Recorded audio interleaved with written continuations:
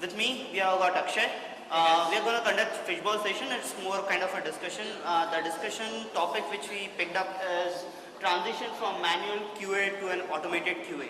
How we want to conduct this particular discussion, it will be a fishbowl kind of thing wherein Akshay can explain it how exactly the fishbowl discussion works, and then we can actually start with that. So, so we picked up the topic as transition from manual QA to automated QA. So the fishbowl, I'll just explain the fishbowl rules quickly. So this is the fishbowl. It's basically a facilitation technique used to facilitate discussion between large groups of people, right? So we have a fair number of people over here. What we're going to do is we have 5 chairs in the front here. 4 people will occupy the chairs. There will be 1 chair empty. And if anyone from the audience has a point, he'll come and occupy the 5th chair. And someone amongst who's already speaking needs to leave, right? So that's the way. Does everybody get that? Yeah. So it's up to you. Whoever the other 4 members who are already part of the discussion. If you don't have any more points to make and someone sits on the empty chair, give way. So move out, and then other people can keep discussing the topic, right?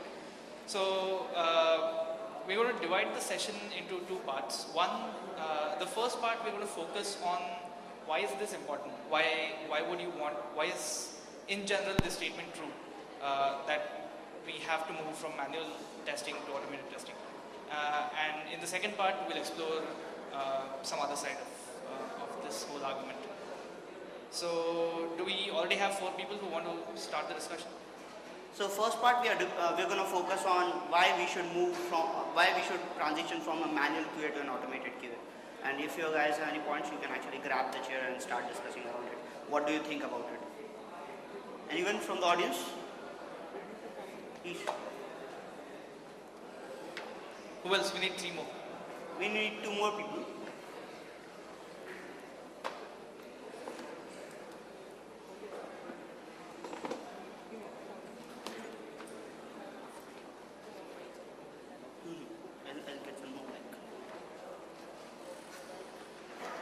Alright, cool. So we have 4 people. Sorry? No, not always supposed to be in favor, but for the first half, for the first 10 minutes, we're going to concentrate on why this needs to happen. And the next 10 minutes we'll concentrate on what are the counter arguments and why would we want to keep manual testing alive.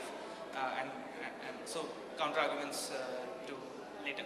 Yeah. So the first 10 minutes are in favor of manual to automated. I am Vikrant, I work for ThoughtWorks. So basically, I would say that we need to shift from manual to automation given the way that we are shifting to agile. We need to give quick releases and quick builds. So the reason is that if we want to have quick releases, if we have say 1,000 test cases and if we do it manually, we need a lot of resources. But if we automate them, we will be doing it very fast. It would be easy to do. We won't have to do mundane tasks again and again.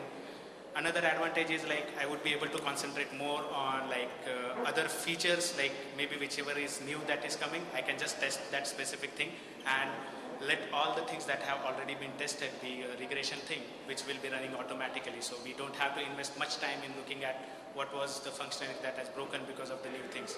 So I would always favor to move from manual to automation. I am Rohit from Sangard, and the point I would put is that I would go ahead from just fast testing, but I would say faster time to market for the service or the product with automation testing.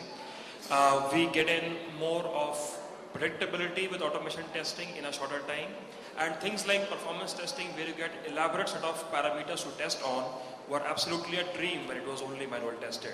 So automation testing gets us very predictable functional testing, very predictable performance testing, and things like security testing are also possible now with automation. Yeah, so probably, hi, I'm Dheeraj from Symantec. I'll bring a different view to it, why automation is, consider a web application which has 54,000 known vulnerabilities to be tested in the market, and I have to test them. I'll need close to 30 people working for 9 months, which is a calculated effort, to test all the 52,000 vulnerabilities on close to 8 different OS flavors.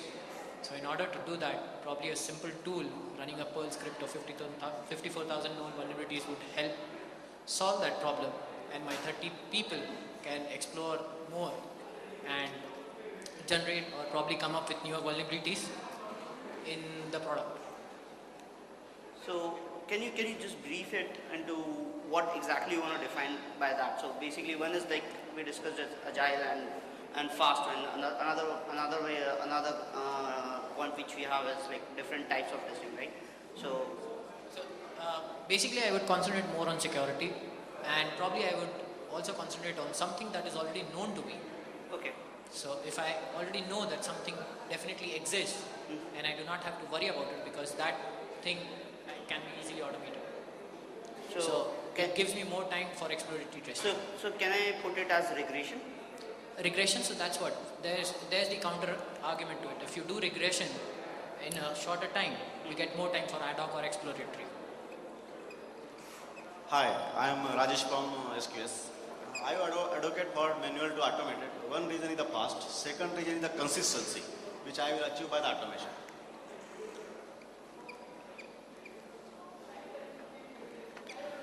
Third reason, I am moving to automation. Reason I want to speak the consistency, regression scope. By automation, I can increase my regression scope that I can achieve.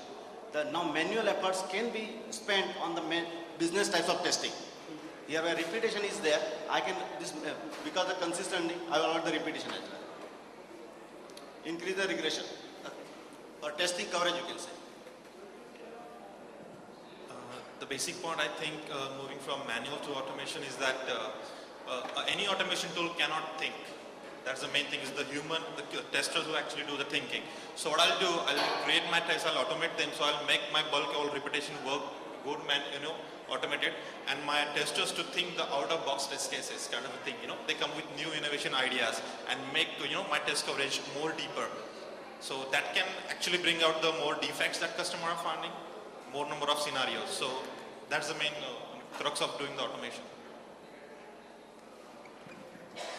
Person dependency. By automation, I can remove the person dependency. Automation, I would say, would help a lot when you have to do testing on different environments. So let's say that you have web-related functionality which you have to test on different browsers, different operating systems, different resolutions. So in this kind of scenarios, it will be very helpful to do the automation testing. Hi, this is Vijay.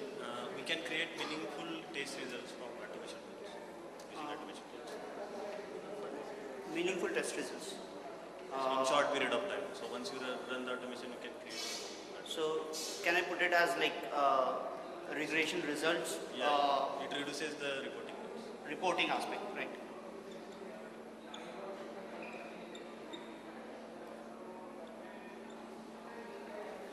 So the transition from manual to automation, if we don't talk about separate workforce for it, I'm talking about making testers more technical. And I wouldn't say it's automated testers, it's automation developers. It's now getting into a mode where people develop automated tests. So it's more of a developer to developer interaction. It's where a developer is testing a developer's output. And in that kind of a thing, when you're making things go beyond the UI or beyond the obvious, your testing is more potent, your credibility is much better, and of course faster to market thing is always there. So maybe it's a different perspective things, but I do not count testers in automated world as testers, but they're developers. So can I put it as like looking beneath UI, just not testing it from the UI perspective, but going a level more deeper and figure out what all bugs in the code it is? You got it, that's it.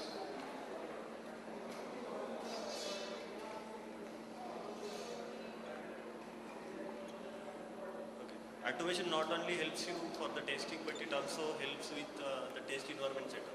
Like in our project, our automation tool picks up the daily build, cleans up the earlier environment, it installs the new build and creates the test. Right. The different tests. Right. Automation is like time availability. I mean, most of the time if you see a manual tester will do 9 to 6 job.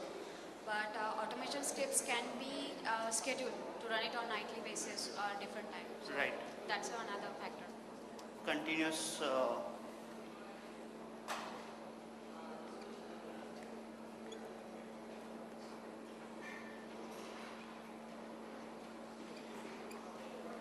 Hi, automation can also be used to test volumes. When you have to use the same system but to test various parameters, huge volumes when a human sitting it would take a lot of time and he'd have to invest,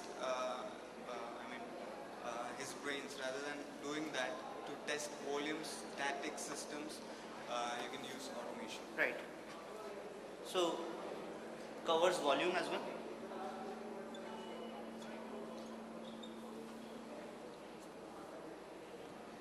For the competitive testing, or testing on the different platforms, browser, it's better to have the automated tool doing the automated way instead of the manual way. Right. So can I put it or environment, or you will put it as compatibility? Different types, Okay. portability or compatibility.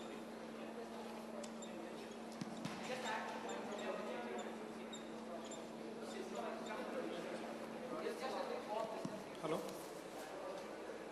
What my point was like, the more accuracy can be achieved. Like if I automate my smoke test cases, smoking, that accuracy can be achieved. Right. More than what if I go for manual test cases, I may skip few of the scenarios. Right. But if I automate the smoke test cases, then more accuracy can be achieved. That was my point. Right. So kind of more coverage to yeah. Like I may not be skipping this scenarios. Like if it is completely person dependent, Yeah. that way So I think accuracy, more accuracy can be achieved. That was my point. More accurate. Yeah.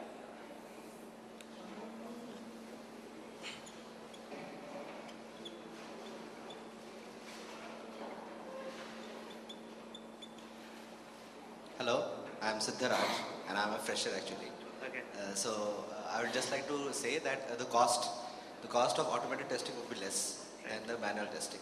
One point is there, and the second point is that if you do automated tests and as compared to manual tests, so the tests which are not so important or not so important, we can say actually, we can do that automated, and the points which are required, that is the what on the application, what are the important points on which we should concentrate. So we can use manual for that. So the cost is one point, and the second point is Yeah. So I definitely agree. Cost is one of the major factors. You can use automation tools for data provisioning as well. Suppose you want to replicate a customer scenarios in which you need to have some 1 million users in your database or systems. Right. You can use any automation tool to replicate that data in So your data. So can we cover it in the volume testing, wherein you create a lot of data and test it? Again, having a good automation framework and good automation roadmap really helps in product development, where you can incorporate the new product features and convert them into automated test cases. Right. So your automation, your testing coverage grows over the period of time along with the product. Right. Hi, I'm Sachin. I can cover more scenarios using automation. That means number of test cases that a manual tester can execute in certain time. We can execute using automation more than that, double the amount, and also.